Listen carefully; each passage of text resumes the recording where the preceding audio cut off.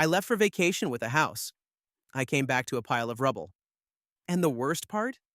The HOA president smiled and said she was doing me a favor. I had always heard horror stories about HOAs, but I never thought I'd live through one. When I first bought my house, I figured all those nightmare HOA stories online were exaggerated. How bad could a simple neighborhood association really be? For a while, things seemed perfect. The house was exactly what I wanted. A beautiful one-story home with a cozy front yard, a sturdy fence, and enough space for my dog to run around. The neighbors were mostly friendly, the area was quiet, and I figured as long as I followed the HOA rules, I'd never have to deal with any problems. Then I met Karen. She was the HOA president, and she had that look, the one that screamed, "I love controlling people's lives." The first time we spoke, she had a clipboard in hand and a fake smile plastered on her face. "Welcome to the community," she said, her voice dripping with forced politeness. "I assume you've read the regulations?" I had, and I told her so. Karen's smile twitched. "Good, because we like to keep things in order here." I should have seen the warning signs right then. At first, it was small things. Karen would leave notes on my door. Things like, your grass is 2 inches too long. Please mow it immediately. Your garbage bins were out 15 minutes past collection time. Please be mindful. Your fence is not HOA approved. We'll need to discuss a replacement. I thought it was annoying, but I played along. I mowed my lawn exactly as requested. I set alarms to bring my bins inside the second trash was collected, and I even repainted my fence just to avoid any trouble. But Karen, she wasn't satisfied. She started showing up at my house unannounced, pointing out imaginary issues. This shade of blue on your door isn't HOA compliant. It's a little too bold. The plants in your yard aren't uniform with the neighborhood aesthetic. You'll need to replace them. It was never ending, and the more I complied, the more she pushed. Finally, I had enough. I told her firmly but politely that I was following all the documented rules. If she had an issue with my home, she needed to take it to the HOA board, not just make up new demands every week. Her expression darkened. "Oh, don't worry," she said, her fake smile returning. "We'll make sure everything is handled properly." I should have known then that she was planning something, but I had no idea just how far she was willing to go. A few months later, I had a big trip planned. 2 weeks in Europe, something I had been saving up for years. I made sure my house was secure, double-checked my cameras, and even asked a neighbor to keep an eye on things while I was gone. For those 2 weeks, I had the time of my life. No HOA, no Karen, no ridiculous complaints, just good food, sightseeing, and peace. Then I came home, and my house was gone. Not vandalized, not broken into. Gone. I pulled into my street and thought I was hallucinating. I stared at the empty lot where my home had been, my heart pounding in my chest. I stumbled out of my car, my luggage forgotten on the pavement. My house, my entire house, had been bulldozed. I felt like I was going to throw up. A few of my neighbors were standing nearby, whispering nervously. I turned to one of them, an elderly man who had always been friendly. What happened?" I choked out.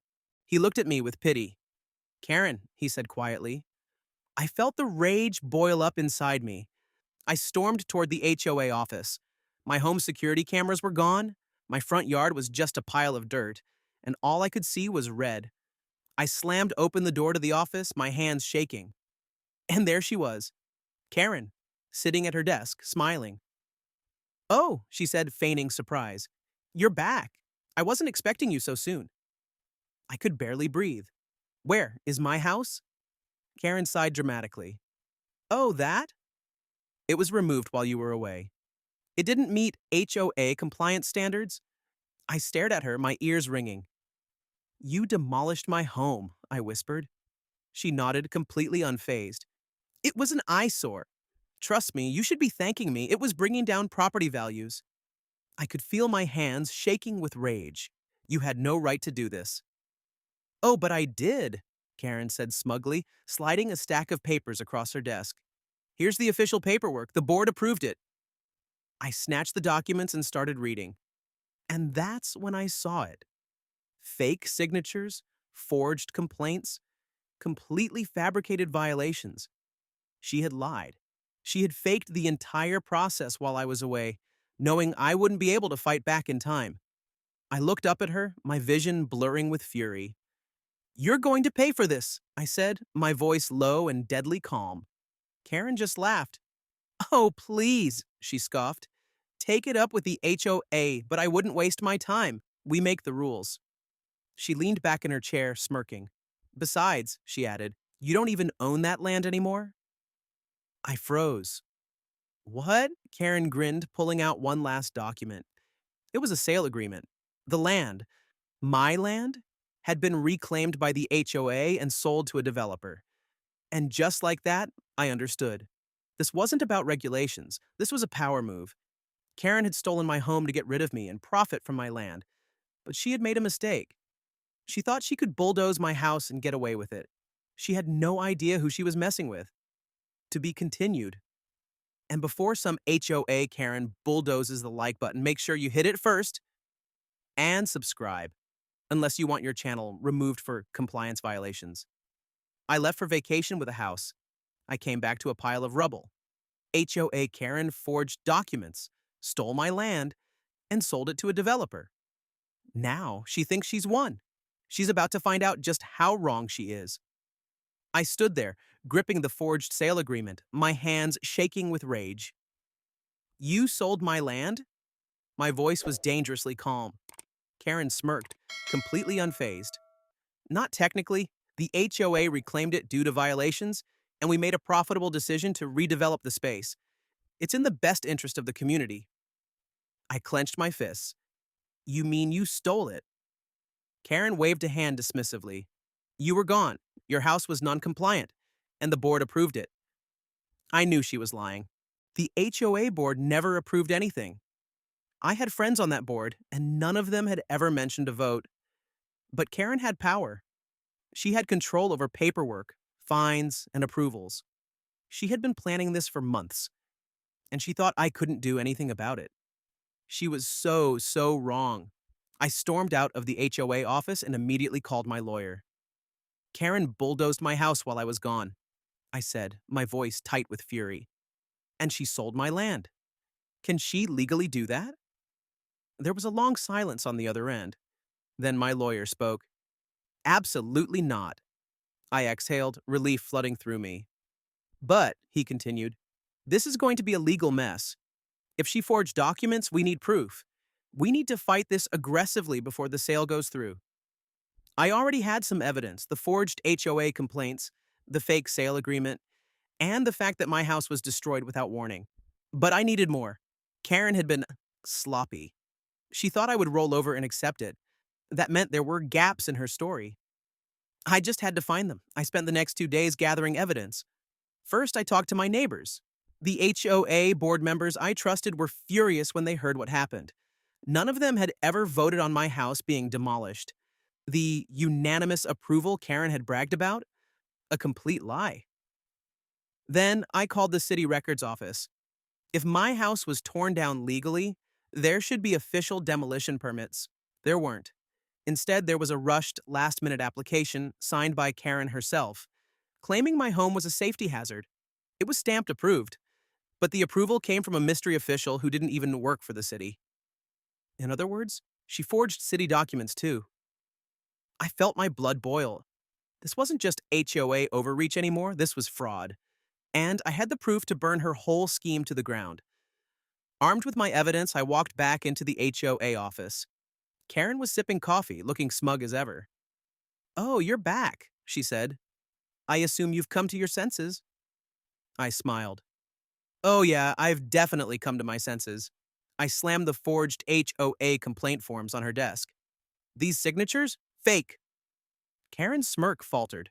I dropped the phony city demolition permit in front of her.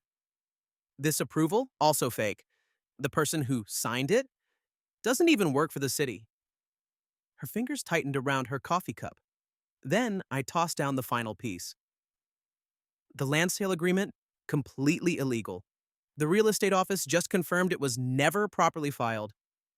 Karen's face turned pale. She knew. She knew she was caught. I leaned in. "So, Karen, Want to tell me why you thought you could get away with this? She opened her mouth, but nothing came out. For the first time since I had moved in, she had nothing to say. I turned to leave. See you in court. That same day, my lawyer filed the case. Karen was being sued for fraud, forging HOA documents, property destruction, illegally demolishing my house, theft, attempting to steal and sell my land. The lawsuit hit her like a freight train. The local news picked up the story. HOA president destroys home without owner's consent. Karen tried to play the victim, claiming I was overreacting. But then, the demolition company came forward. Next stop, the courtroom showdown. I was about to destroy Karen in court. She thought she could bulldoze my house and get away with it, but she had just made the biggest mistake of her life. The day of the trial, I walked into the courthouse, confident. Karen? She looked like a mess. Her usual polished, smug demeanor was gone. Instead, she looked nervous, twitchy. I didn't blame her. She knew what was coming. I took my seat at my lawyer's table while Karen sat across from me with her own lawyer, a miserable-looking man who already knew he was defending a lost cause. The judge entered and everyone rose. The case was about to begin. Karen's lawyer started off strong. Your Honor, he said, standing up. The HOA was well within its rights to demolish the property. The house in question was not compliant with community regulations and had received numerous complaints. The board acted in the best interest of the neighborhood. I almost laughed. My lawyer stood up next. Your Honor, let's cut through the lies. The HOA never approved the demolition. The complaints fabricated. The signatures forged. The demolition company bribed.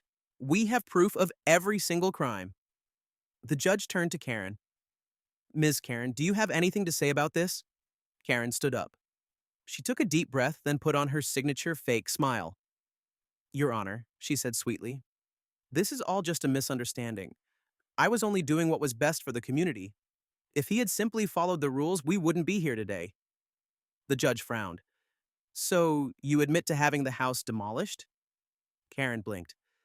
Well, yes, but it was necessary. My lawyer immediately jumped in. Necessary? Based on fake documents? Let's talk about that. And then, we pulled out the receipts. One by one, my lawyer laid out every piece of evidence. First, the forged complaints. None of the neighbors had signed them. The handwriting was the same on every single one. Even better, one of the signatures belonged to a neighbor who moved out 2 years ago. Karen shifted uncomfortably in her seat. Next, the fake demolition approval. We presented the bogus city permit, showed that the signature didn't match any known city officials. And then the bombshell, the demolition company's testimony. A representative from the company took the stand. We were told by Karen herself that this was a legal order. She paid us extra to rush the job. The judge raised an eyebrow. Ms. Karen, is this true? Karen looked around the room, panicked. She could feel her power slipping. But then, she made the worst decision of her life.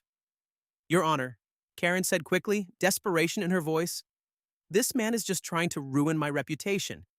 He's not even a real homeowner. The sale of the land was perfectly legal. I felt my lawyer tense beside me. Oh, the judge said, because I just reviewed the sale agreement. The signatures don't match. The paperwork wasn't filed correctly, and even worse, we have evidence you tried to bribe the plaintiff into dropping this case. Karen's face drained of color. Busted. She opened her mouth to argue, but the judge wasn't done. He sighed. Ms. Karen, your actions go beyond HOA enforcement. You have committed fraud, destruction of property, and unlawful eviction. This is not a civil matter anymore. I felt my heart pound. The judge turned to the bailiffs. Take her into custody. Karen's jaw dropped. Wait, what? Before she could react, the officers moved in. She screamed, This isn't fair. I was just protecting the community. Her lawyer buried his face in his hands. The judge banged his gavel. Ms. Karen, you are under arrest for multiple counts of fraud and illegal property destruction. The bailiffs grabbed her arms. Karen kicked and fought, screaming like a banshee. "You can't do this! I run this neighborhood!" The officers dragged her out of the courtroom still shrieking. And just like that, Karen was finished. With Karen gone, the judge turned back to me. "I am ruling in favor of the plaintiff. The HOA is ordered to pay damages equal to the value of the home, plus additional compensation for emotional distress and legal fees." I could barely believe it. Not only was I getting my money back, but Karen was going to jail. The courtroom buzzed with whispers. HOA members looked shocked. Some neighbors looked relieved. And then, one of Karen's own board members stood up. "Your Honor," they said, clearing their throat, "we'd like to formally remove Karen from the HOA. She no longer represents us." The judge nodded. "So ordered." Karen wasn't just losing her freedom. She was losing everything. Her HOA reign of terror was over. After the trial, things moved quickly. Karen lost her home. Turns out she had been embezzling HOA funds for years. And when the truth came out, she couldn't pay her own mortgage. She was sentenced to 8 years in prison for fraud, document forgery, and property destruction. The new HOA leadership sent me a formal apology letter and repealed every bogus fine she had ever given out. With the massive payout from the lawsuit, I had enough money to rebuild. And this time, I made sure my new house was outside HOA control. The neighbors threw a small party to celebrate Karen's downfall. Even the HOA members who once supported her were glad she was gone. One neighbor patted me on the back. "Man," he said, laughing, "you actually took down an HOA president." "That's legendary." I grinned. Karen thought she could bulldoze my house and steal my land. Instead, I bulldozed her entire life. It had been a few weeks since the trial. Things were finally settling down. I had gotten my payout from the lawsuit, and plans to rebuild my home were already in motion. The new HOA leadership had reached out to me, apologizing for everything Karen had done. I thought that was the end of it. I thought Karen was rotting in a prison cell, thinking about all the ways she ruined her own life. I was wrong, because one night at around 3 a.m., I was woken up by my phone buzzing. It was a neighbor, and the words that came out of their mouth made my blood run cold. "Dude," they said, breathless, "your construction site is on fire." I jumped out of bed, grabbed my keys, and sped toward the lot where my new home was being built. The moment I arrived, I saw it. Flames lighting up the night sky. The fire had already engulfed a huge section of the wood framing. Everything I had worked for, burning. I could hear sirens approaching, and within minutes, firefighters were battling the blaze. I stood there, stunned, rage boiling inside me. This wasn't an accident. This was arson, and I already knew who was behind it. The next morning, I got a call from the police. They had just received some disturbing news. Karen had escaped from custody. Apparently, she had been in transport to a different facility when she somehow slipped away. I felt my stomach drop. She was out. And the fire? It was her revenge. For the next 48 hours, the police were on high alert. Karen was nowhere to be found. But then, one of my security cameras picked up movement at my property. A woman lurking in the shadows. I checked the footage. It was her. Karen had come back. She was watching me, waiting. I immediately called the cops. Within minutes, squad cars surrounded the neighborhood. Officers swarmed the streets searching for Karen. And then, a flashlight beam caught movement near an abandoned house. One of the officers shouted, "There!" Karen took off running, but she didn't make it far. A police dog tackled her to the ground, pinning her as officers moved in. She was done. Once again, she was dragged away in cuffs. This time, there would be no escape. A few months later, the court delivered her final sentence. She was found guilty of fraud, forgery, destruction of property, bribery, arson, escape from custody. The judge had no mercy. Karen was sentenced to 25 years in federal prison, no parole, no more HOA meetings, no more controlling anyone's life. She was gone. Forever. With Karen out of the picture, I finally rebuilt my home. This time, I made sure it was outside any HOA jurisdiction. No more Karen, no more random fines, no more just peace. The new HOA leadership actually helped cover some of the rebuilding costs. They were so desperate to fix their reputation after Karen's crimes that they wanted to make things right. And my neighbors? They were thrilled she was gone. We even threw a small party on my newly built porch. One neighbor raised a glass and said, "Here's to living Karen free!" Everyone laughed, and for the first time in a long, long time, I felt at peace. Karen had tried to erase me. Instead, she had erased herself. A year later, I got a letter in the mail. It was from Karen, from prison. I almost threw it away. But curiosity got the best of me. I opened it. Inside was a short, pathetic note. "I hope you're happy. You ruined my life. You took everything from me, but I will never stop fighting." I laughed. She still didn't get it. She had done this to herself. I tossed the letter into the fireplace and watched it burn. Just like my house, just like her entire life. Goodbye, Karen, forever.